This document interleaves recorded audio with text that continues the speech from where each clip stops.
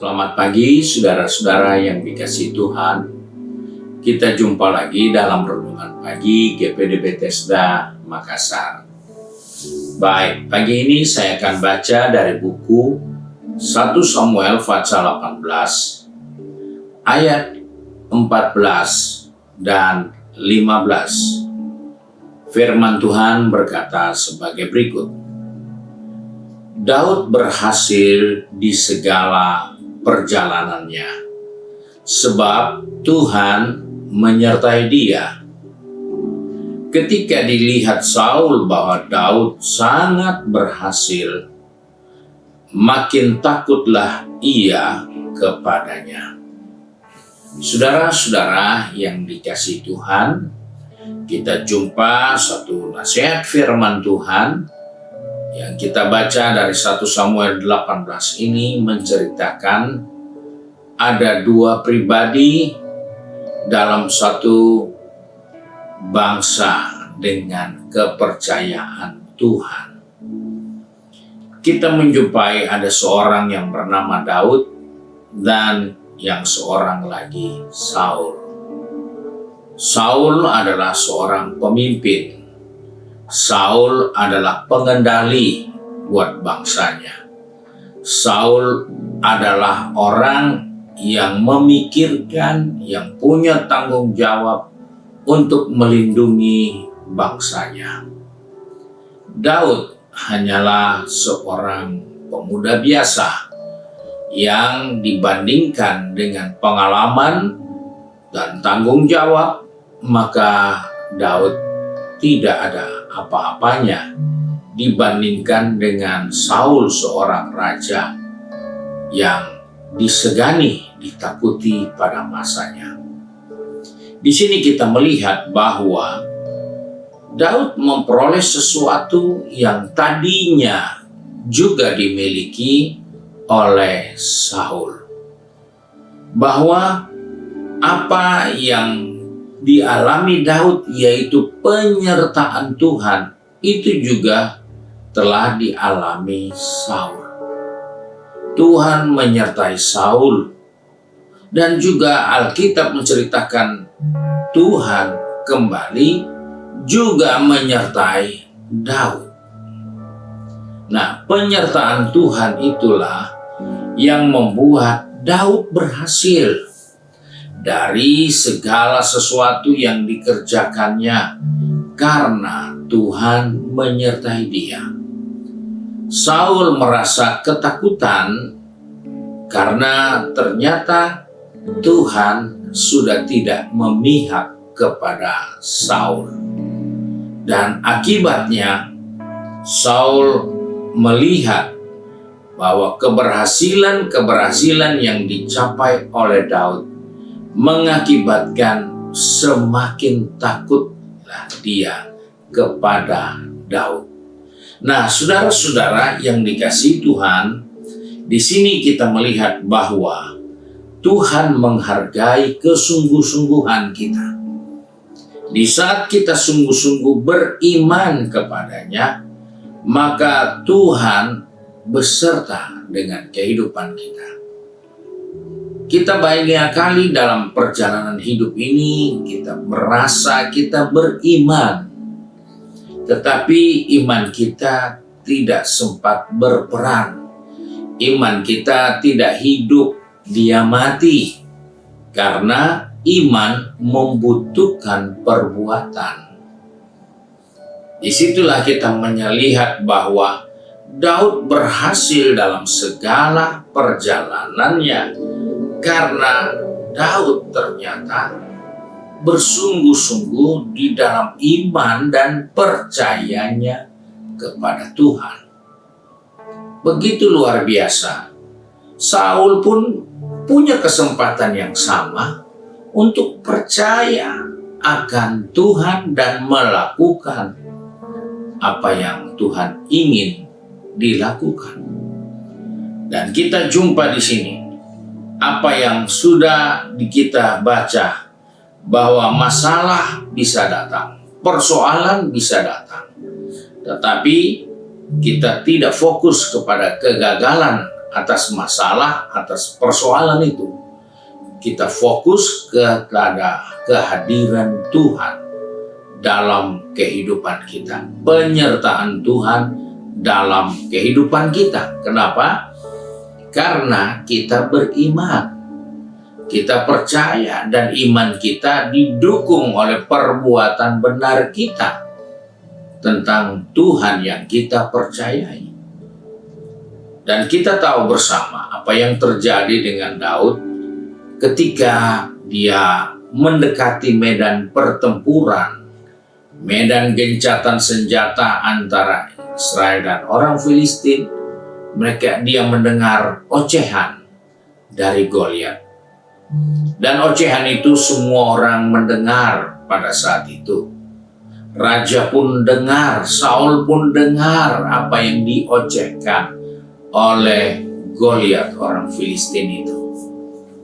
Namun Saul tidak mampu percaya. Saul tidak mampu beriman tentang statusnya.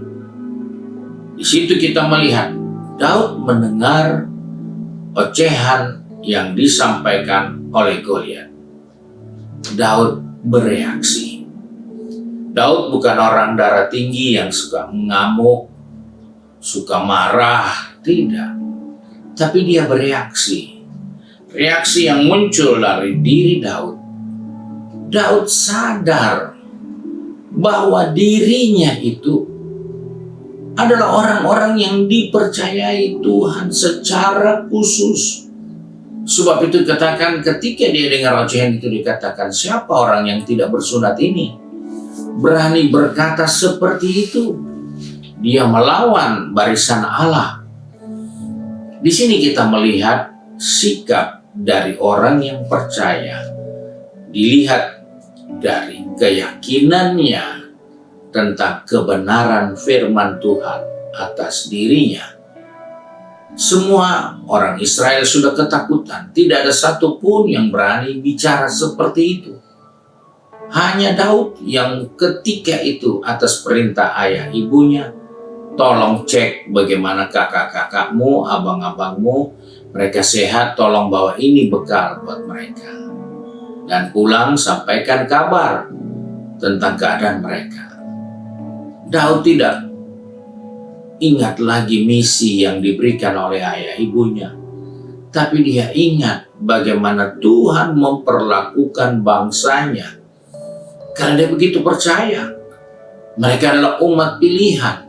Dan Tuhan memihak mereka.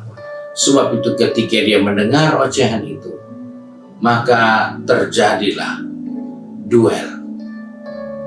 Daud mengambil sikap bukan untuk membela Tuhannya, tapi Daud mengambil sikap untuk menunjukkan keyakinannya bagaimana dia percaya apa yang Tuhan katakan tentang bangsanya, tentang dirinya.